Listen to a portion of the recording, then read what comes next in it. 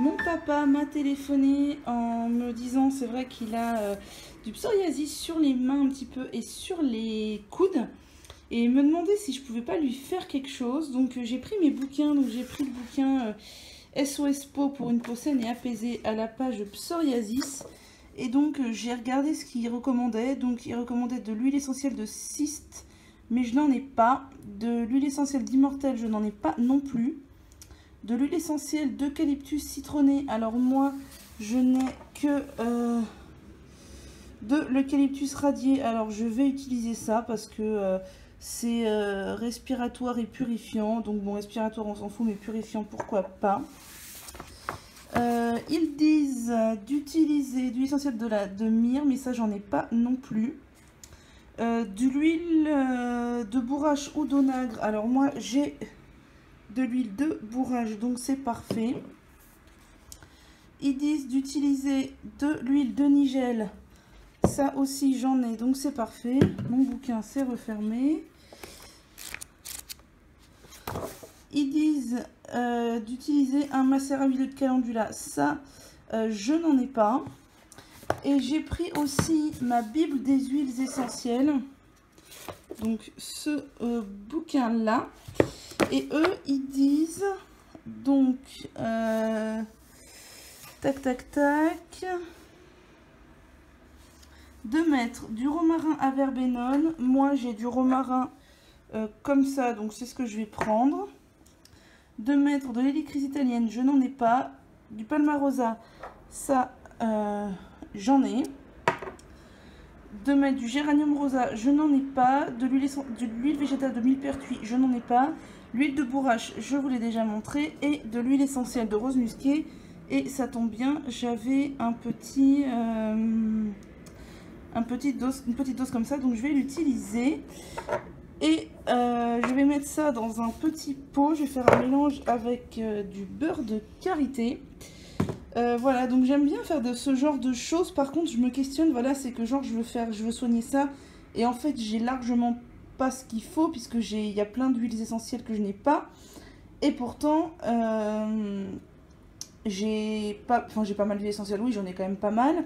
Mais je me dis, si j'investissais par exemple dans certaines de ces huiles essentielles-là, je m'en servirais pas forcément au quotidien, quoi. Donc comment vous faites, vous, pour soigner les petits bobos du quotidien? Est-ce que vous suivez... Parce que là, j'ai pris 2 bouquins et j'ai quand même pas grand-chose de ce qu'ils conseillent. Ou est-ce que vous avez une huile essentielle tech, je sais pas si ça se dit, une bibliothèque d'huile essentielle assez conséquente? Voilà, je me pose la question, est-ce que ça vaudrait le coup d'investir dans de bonnes huiles essentielles? Je voudrais changer d'aromazone et d'en prendre plus ou pas? Voilà, dites-moi comment vous fonctionnez. Ou est-ce que vous achetez directement quelque chose de tout fait pour traiter ce dont vous avez besoin? En fait, mon père, j'aime bien lui faire quand il me demande des préparations, des sortes de chantilly de karité dans lesquelles j'intègre les huiles essentielles qui ciblent ce dont il a besoin. Mais c'est vrai que je suis un peu coincée parce qu'au final, j'ai pas beaucoup ce qu'il recommande, surtout dans ce bouquin-là. Donc dites-moi comment vous fonctionnez. Bon voilà, c'est fait, j'ai fait les quantités un peu au pif et franchement, j'ai eu du nez parce que ça tombe pile poil dans mon petit pot, c'est nickel. J'ai mis donc environ 10 ml d'huile de rose musquée, 10 ml d'huile de bourrache, 10 ml d'huile de nigel, 3 grosses cuillères à soupe de beurre de karité nilotica, 5 gouttes d'huile essentielle d'eucalyptus, 5 gouttes d'huile essentielle de romarin et 5 gouttes d'huile essentielle de palmarosa. Bien sûr de la vitamine E, surtout parce que l'huile de bourrache est une huile extrêmement sensible. Et je vais mettre, donc ça, j'ai pas battu jusqu'à faire une chantilly parce que ça me gonflait sérieusement. J'ai battu jusqu'à faire une sorte de baume crémeux, une crème, voilà. Je vais mettre ça au frigo pour que ça solidifie un peu et puis je lui donnerai demain puisqu'on se voit demain. Je voulais rapidement vous montrer mon petit déj que je prends avant d'aller au boulot et c'est la première fois qu'il y a un petit déj qui réussit à me caler comme ça jusqu'à l'heure du déjeuner et que je trouve bon parce que généralement les trucs qui me calent super healthy et tout je trouve pas bon, mais ça je trouve ça bon, donc je vais vous montrer rapidement parce qu'après il faut que je parte au travail. Donc je vais commencer par mettre 2 cuillères à soupe de ce porridge qui vient de la marque Sashia je crois et qui vient ensuite je rajoute une cuillère à soupe de flocons d'avoine parce que j'en ai et il faut bien que je les finisse. Je vais mettre ensuite du lait d'amande. Alors pas trop, mais de quoi faire un porridge en fait. Enfin, j'aime pas trop les porridge bien gélatineux, bien blancs là, comme il y a parfois, mais là c'est juste histoire de mélanger le tout dans du liquide et sans que ce soit ni trop liquide ni trop épais. Voilà, là c'est bien, vous voyez, une texture un peu comme ça. Ensuite, je vais rajouter 2 cuillères à soupe de ce mélange de chez Alos, donc Amaranth Crunchy, à base d'amaranth donc et de noix, qui est certifié agriculture biologique, voilà, et qui est mais tellement bon. Je l'avais acheté chez Nu3 aussi. Ensuite, je vais rajouter un petit peu du mélange de super fruits qui vient de chez Nu3 aussi, je crois. Donc, j'en ai pas des masses parce que je suis pas fan de manger plein de fruits comme ça, mais j'en ai un petit peu. Ensuite, je vais rajouter un petit peu de graines de chia, l'équivalent, je sais pas, d'une petite cuillère à café. Voilà, celles-ci viennent de chez Action. Et quand j'ai mis tout ça, je vais rajouter une grosse cuillère à café de purée d'oléagineux. Donc en ce moment, je finis de la purée d'amandes blanches de chez Jean Hervé. J'ai d'autres trucs en stock, de la purée de noisettes, etc. Donc voilà, et après je mélange le tout et je mange. Donc voilà ce que ça donne avec la purée d'amandes blanches. Il ne me reste plus qu'à mélanger et ça me fait une sorte de mélange de céréales super sympa. Voilà, c'est pas hyper ragoûtant comme ça, mais franchement c'est super. Bonsoir, bon. Look élégant du soir. Je viens de me laver les cheveux et je voulais vous faire un petit retour un peu sur ce que j'ai utilisé. En fait, j'ai utilisé ces 2 produits de chez Les Délices d'Azilis pour faire mon shampoing. Donc en premier shampoing, j'ai utilisé le shampoing aux 5 épices. Donc c'est un shampoing ayurvédique des Délices d'Azilis qui est pas certifié bio, mais fabriqué en France. Donc cuir chevelu va être stimulé, tonifié, revitalisé. L'épicé va également permettre de retirer plus facilement votre bain d'huile. Donc j'ai fait mon premier shampoing avec ce shampoing là. Ils sont très forts, mais ils sont très bons les épices, j'aime beaucoup. La couleur marron surprend vachement. Mon truc est en train de se casser la margoulette. Voilà. Voilà.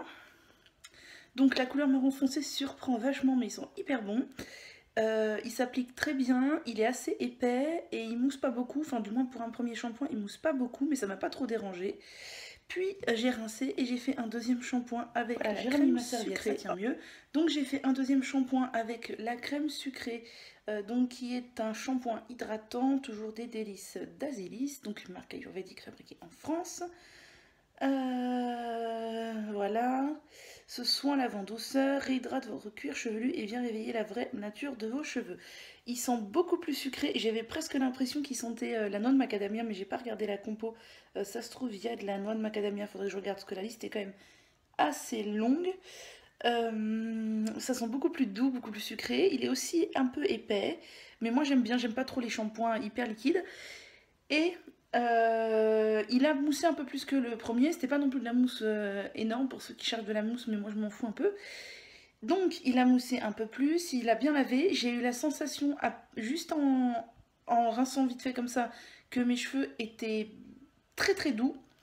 Et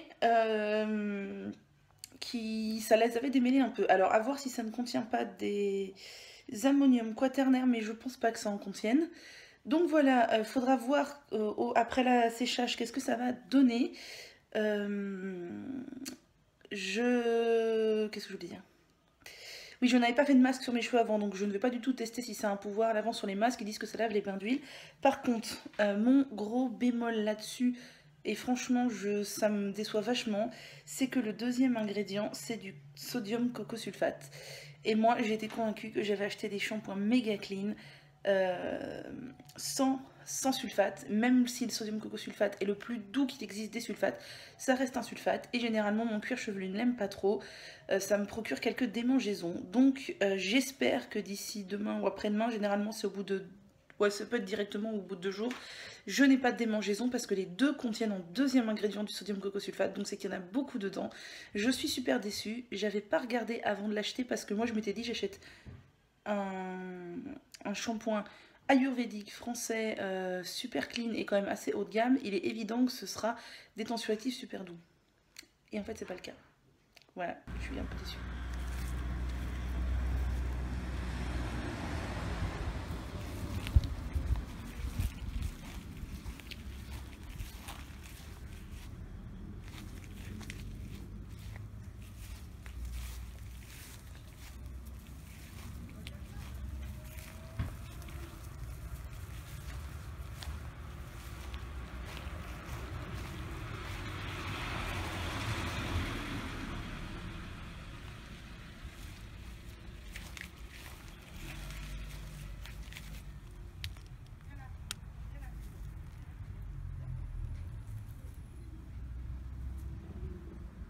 Voilà, j'ai fait mon shampoing, les délices d'Azilis, donc hier, enfin mes deux shampoings du coup, puisque j'ai testé les deux.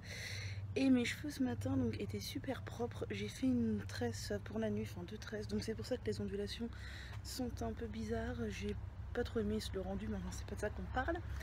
Le shampoing m'a parfaitement lavé les cheveux. Ils sont parfaitement propres. D'un autre côté, avec du sodium cocosulfate, si ça lavait pas, il y aurait un problème.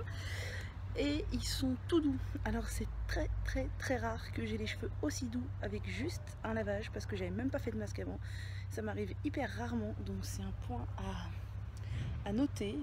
J'avais les cheveux ce matin, mais d'une douceur, surtout généralement quand je fais une tresse, mes cheveux ils aiment pas trop, ça les assèche un peu, mais alors d'une douceur, je pense que c'est le shampoing hydratant, la crème sucrée qui m'a fait ça, mais d'une douceur même là, et encore, et j'ai quasiment pas mis de leave-in en plus, j'ai juste mis une pointe de beurre de karité, juste sur les pointes. Franchement ils sont d'une douceur, c'est vraiment super. Pour l'instant j'ai pas de démangeaison du cuir chevelu, donc espérons que ça dure, parce que si c'était le cas, ça serait vraiment un super shampoing pour moi, même si le sodium cocosulfate est en deuxième position. Je pense qu'il y en a beaucoup 50% du produit peut-être. Donc voilà, mes cheveux sont parfaitement propres, ils sont nickel, ils sont tout doux franchement, mais c'est tellement rare qu'un shampoing me donne un effet comme ça, et les pointes sont pas du tout sèches alors que j'ai fait une tresse, et que d'habitude de faire juste un shampoing, bah, c'est pas miraculeux quoi. Et en plus on est le soir, ils ont vécu toute la journée détachés, donc je vous montre de dos.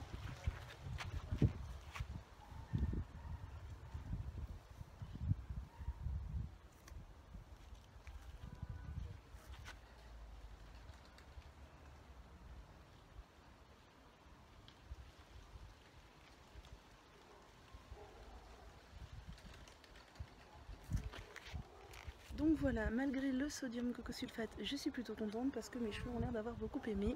Je leur ferai un deuxième test pour voir, mais franchement ce matin en plus mes cheveux sentaient encore un peu l'ayurveda, les épices, je trouve. Du shampoing, l'épicé là c'est parti un peu, et je crois que la crème sucrée a vraiment plu à mes cheveux. Il faudrait que j'analyse la composition plus en détail. Donc voilà, même si je suis sceptique sur le sodium cocosulfate, il n'y a pas à dire, le résultat il est là. Bonsoir, voilà, j'ai la tête complètement luisante parce qu'en fait ma peau c'est la cata en ce moment, c'est la mauvaise période. Du coup là j'ai plein de micro-kystes, c'est super glamour et ça part pas, je trouve rien, il n'y a rien qui fait partir. Du coup là je me suis enduit la tronche de miel après avoir lavé mon visage. J'en ai pas mis trop pour pas que ça coule, mais j'en ai mis suffisamment pour que ça fasse une couche assez normale quoi.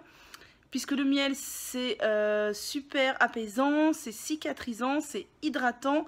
Et c'est aussi, comment on dit, antimicrobien, antifongique, enfin, peut-être pas antifongique, mais...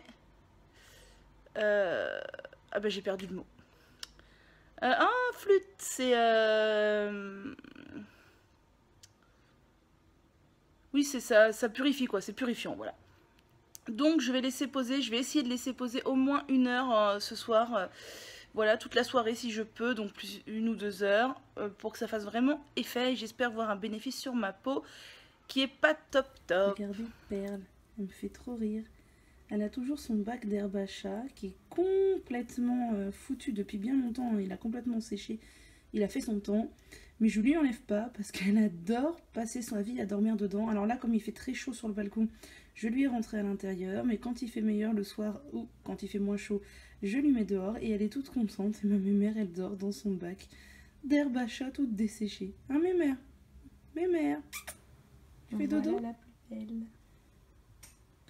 Un dodo, non, c'est belle. Bon, on est mercredi et je vais me faire un petit masque aux poudres. Donc je vais mettre des poudres, je pense 5 ou 6 cuillères à soupe. Un peu de vitamine C pour essayer d'éclaircir un peu. De l'après-shampoing, du gel d'aloe vera, de la glycérine, de l'huile de fruits de la passion parce qu'en fait il faut que je la termine. Donc je pense que je vais mettre tout ce qui reste et comme ça ce sera fini. Et un peu de ma lotion de l'ortie parce qu'il m'en reste beaucoup et ça fait un petit moment que je l'ai déjà. Donc il faut la finir. Voilà. Et voilà, c'est posé sur ma tête avec une Charlotte. L'application était facile. Enfin maintenant j'ai tellement l'habitude de poser des masques aux poudres que je trouve ça toujours facile à poser. Et donc ça va poser en gros 2 heures, 2 heures et demie. Voilà. Bon, je suis désolée, il fait un peu sombre, mais j'ai fermé les volets en partie parce qu'il y a du soleil et il fait très chaud. c'est pas ça que je voulais vous dire. Ce que je voulais vous dire, c'est que j'ai reçu aujourd'hui une commande que j'ai faite chez Univeda. D'ailleurs, je remercie la personne qui m'a choisi comme marraine, car grâce à elle, j'ai eu 5 € de réduction. Donc, j'ai pris en grand format, enfin en moyen format, parce qu'il existait en format de 500 ml aussi, la crème sucrée des délices d'Azelis, parce qu'en fait, elle m'a fait de tellement beaux cheveux la dernière fois, que je me suis laissée tenter. Je l'ai acheté en grand format. J'ai repris le sérum, ou plutôt j'ai pris dans ce format-là pour la première fois, le sérum normalisant pour les peaux à imperfection de chez De Novo, que j'adore. En fait, je l'avais acheté en petit format de test, enfin c'était 30 ml je crois, et j'avais adoré. Ça faisait un bout de temps que je l'avais plus, et j'hésitais depuis plusieurs mois à l'acheter en grand format, parce que franchement, je trouve qu'il était génial, il marchait vraiment bien sur ma peau. Mais voilà, son prix est de 45 €, donc c'est hyper cher. Franchement, pour mes cheveux, généralement, j'ai tendance à facilement mettre pas mal d'argent. Mais alors, pour mon visage, non. Du coup, voilà, j'ai pris le format 50 ml à 50 €, à 45 €. Et je me suis laissée tenter. Voilà, je me dis, bon, j'ai 5 € de réduction. Allez, c'est parti, mon kiki. Donc, franchement, je l'aime beaucoup. Il marche très bien sur mes imperfections. Donc, je sais que c'est pas un achat inutile, quoi. Et j'ai craqué sur cette chose que j'avais pas prévu d'acheter à la base. À la base, j'avais prévu d'acheter seulement ces deux choses-là.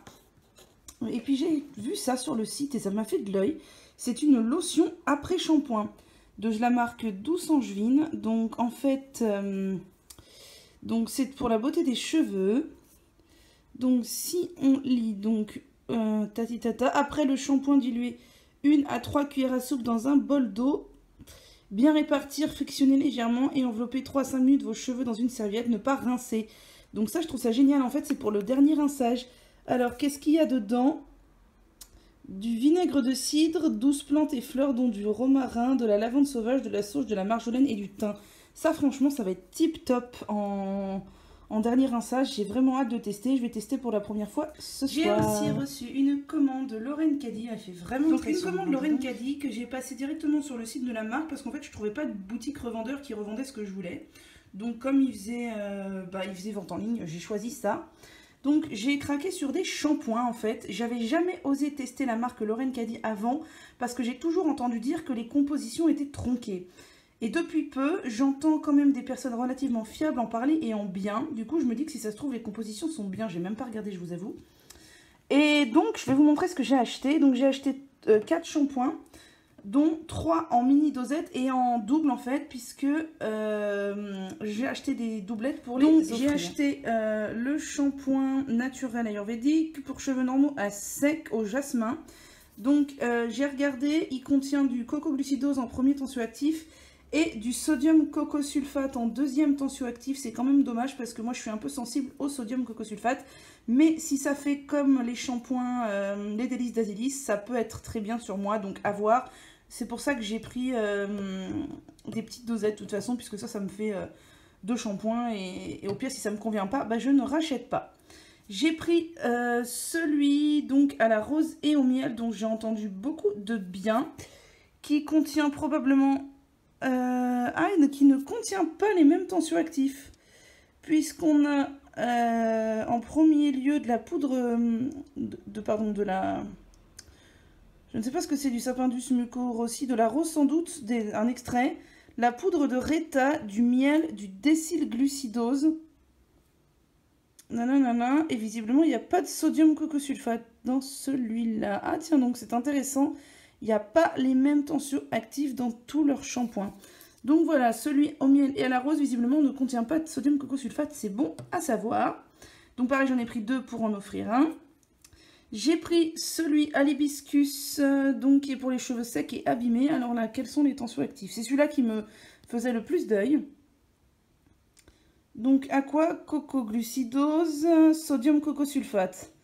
Décylglucoside. Ah, c'est bien dommage qu'il y ait du sodium cocosulfate en 3e position. C'est vraiment étonnant que dans celui-là, il n'y ait pas de sodium cocosulfate, parce que il est pour cheveux normaux, en fait. Je m'attendais à ce qu'il n'y ait pas de sodium cocosulfate dans un truc pour cheveux secs, mais bon.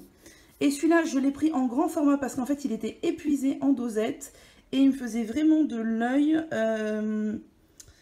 C'est donc un shampoing et après-shampoing, donc il doit faire 2 en 1 pour cheveux secs et qui donne du volume. Donc j'avais vu que c'était un shampoing au henné qui donnait du volume. Voilà, henné extra nourrissant. Et alors là, quels sont les tensioactifs?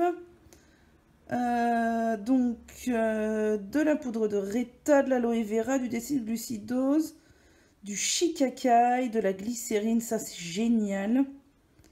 Nanana. Et il n'y a pas l'air d'avoir de sodium cocosulfate. Donc apparemment, celui-là, donc celui au jasmin et celui pour cheveux secs contiennent du cocoglucidose, du sodium cocosulfate, pardon. Et celui à la rose et celui au henné n'en contiennent pas. Donc on va voir ce que ça donne sur mon cuir chevelu.